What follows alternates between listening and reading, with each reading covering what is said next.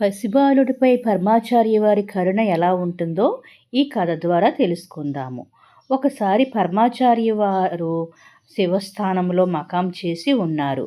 వారి వద్దకు 12 ఏళ్ల బాలుడు వచ్చి నమస్కరించి దీనంగా, పెరియవా, నాకు తండ్రి లేడు. తల్లి, చెల్లి బొంబాయిలో ఒక ఇంట్లో వంట చేయడానికి కుదిరింది. నన్ను చెన్నైలో క్రైస్తవ పాఠశాలలో చేర్చారు. ఇప్పుడు 8వ తరగతి చదువుతున్నాను. 4 నెలలుగా అమ్మ వద్ద నుంచి ఎలాంటి ఉత్తరమూ రాలేదు. వారు ఎలా ఉన్నారో తెలియదు.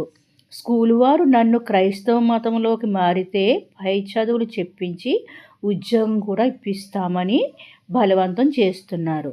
నేను మతం మారను, నాకు ఉపనయనం చేయండి అంటూ బోరున విలిపించాడు బాలుడు.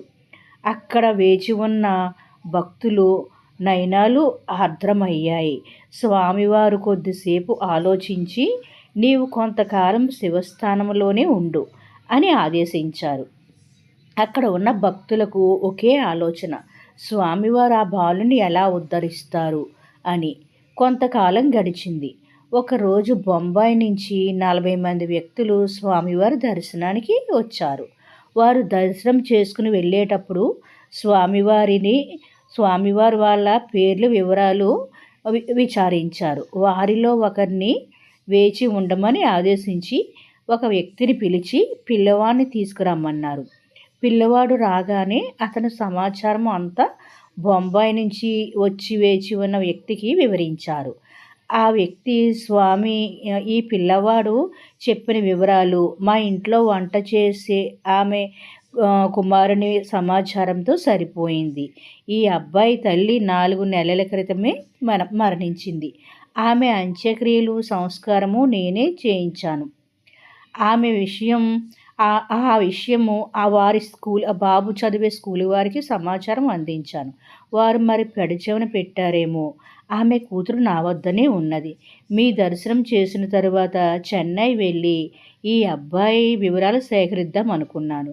మీ దయ వల్ల ఆ పిల్లవాడు నా దగ్గరికి వచ్చాడు అని సంతోషం వ్యక్తం చేశారు.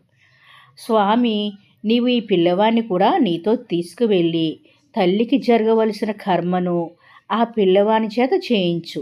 అతని చెల్లి వివాహము జరిపించు. చెల్లి పిల్లవానికి ముందు చదువు సంధ్యలు నువ్వే దగ్గరుండి బాధ్యత తీసుకుని వాళ్ళకి విద్యాభ్యాసం చేయించాలి అని ఆదేశించారు. ఆ విద్యాభ్యాసం అయిన తర్వాత ఆ పిల్లవాడి బాధ్యత, పిల్ల బాధ్యత నీదే. వారికి ఒక మంచి దారి చూపించు అని ఆదేశించారు. బొంబాయి వ్యక్తి సంతోషంగా స్వామివారి ఆదేశాన్ని తప్పకుండా పాటిస్తానని స్వామివారికి పదే పదే నమస్కారం చెప్పి పిల్లవాడిని తీసుకుని స్వామివారి దగ్గర సెలవు తీసుకుని ముంబై చేరుకున్నారు. పసివాడి కన్నీళ్లు కడిగిన స్వామివారు అతని తల్లి వివరాలతో పాటు అతని చెల్లి జీవితానికి మార్గం చూపించారు. ఇంతకంటే చేయవలసింది ఏముందండి? అది పరమాచార్య గారి ఔదార్యము.